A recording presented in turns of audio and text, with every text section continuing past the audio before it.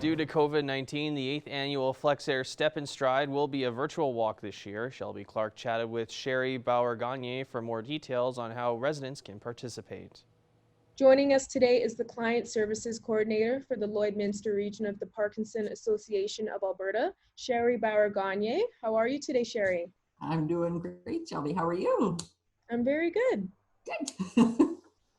So for the 8th year of the FlexAir Step and Stride Walk, the Parkinsons Association of Alberta wants people to participate in a virtual walk. How are residents able to join in on this online format, and what's all involved? Well, actually, they can register at www.stepandstride.ca, but they can also check out our website at parkinsonassociation.ca, and that's got lots of information and gives them a little bit better idea of what we are and what we do and how we support people with Parkinson's disease. And in case for people that haven't heard of this walk, how did this event get started 8 years ago? Well, you know what? That's a good question. I'm not exactly sure how it got started, but it started with a man by the name of John Patrician. And it started out here in the Lloydminster region with people who were already here dealing with Parkinson's disease. And then it basically transitioned into the Parkinsons Association of Alberta. So yeah, so it's been here 8 years, and this is going to be my third walk here. So it's interesting because we're not going to be actually walking. It's going to be all virtual, but I've got some ideas. I've got my team already getting going and thinking some ideas, and so it's going to be fun. And the main goal of this walk is to raise awareness for Parkinson's disease. How has this event been helping with the Parkinsons Association of Alberta so far regarding research and such? Well, part of what the Parkinsons Association of Alberta does is we do supports, we do awareness, we do education, and we provide money towards research. So what this money does is it provides those funds for us to be able to carry out our services. So yeah, that's the advocacy piece as well. So does that kind of answer your question? Yeah, that's perfect. Okay. Has residents shown lots of support by participating and getting involved with this? Yeah, over the last, well, this is going to be our third year, but over the last couple of years that I've been involved, we've had around 150 people attend. We've had lots of support and partnerships from the community too. So that's a really, really beneficial thing for us, because financially our goal, this is our biggest fundraiser of the year. So in order for us to carry out our services, because we're a not-for-profit organization, this is where all our funds come from. So it's, people know somebody who has Parkinson's disease, and there's a lot of family members and care partners. It affects everyone in one way or another. Mm-hmm. And what is normally the goal for the walk every year?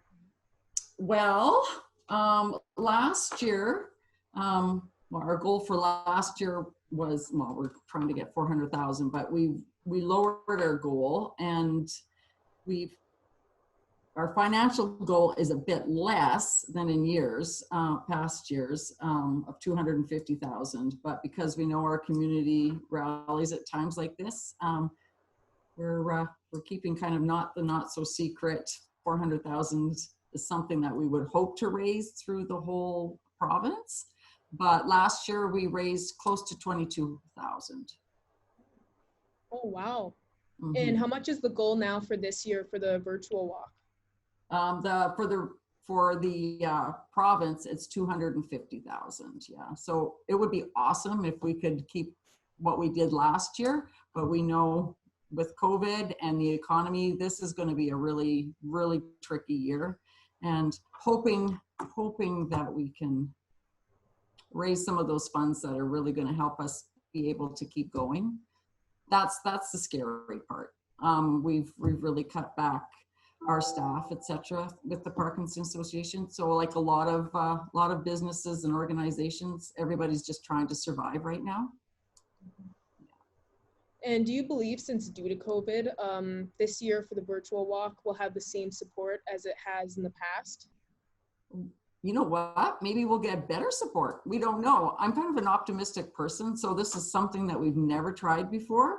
And so it's a new thing. It's unique. It gives people across the province, across the region, you know, when you've got a walk in one location, then people have to come to that location to participate. But in this way, we've got people all across the province, all across the world. Say you've got family over in Australia. There's no reason why they can't participate in this as well. So it's something that's going to be really unique. We'll see where it goes, but I think it's going to be awesome. Like the sky's the limit for what people want to do. I'm really excited to see some of the teams come together and get unique ideas, because there's a place where you can send your pictures, send your videos, then other people can catch the enthusiasm and the excitement. I know we've been talking, a friend of mine was diagnosed with Parkinson's disease at Christmas time. And it's crazy because I've been working with the Parkinsons Association for, well, going on 3 years. And then all of a sudden my friend said, Sherry, I've been diagnosed. And so our team, I'm going to be our captain, because it's kind of tricky for her, but I'm going to be our captain, but we're doing it. We're rallying around her, and she's chosen our name to be Dies Movers and Shakers. So it's going to be a lot of fun. We're a crazy group, and we're going to be having a lot of fun with it. So we'll just send the challenge out right now. Everybody get their crazy ideas going and get that enthusiasm going. So yeah. The event is September 12th. Can you explain the weekly workouts in August that residents can participate in before the virtual walk? You bet. What you can expect this year is weekly workouts, and they're starting August 1st, and they'll be brought to you by health and fitness experts all across the province. Participate in all 6, and then your name goes in and is entered for a flight for 2 anywhere that WestJet flies, once everybody gets to fly again. But yeah, so it'll be worth waiting for sure. Awesome. Well, thank you so much for joining us today, Sherry. And I wish you and the association best of luck in the future.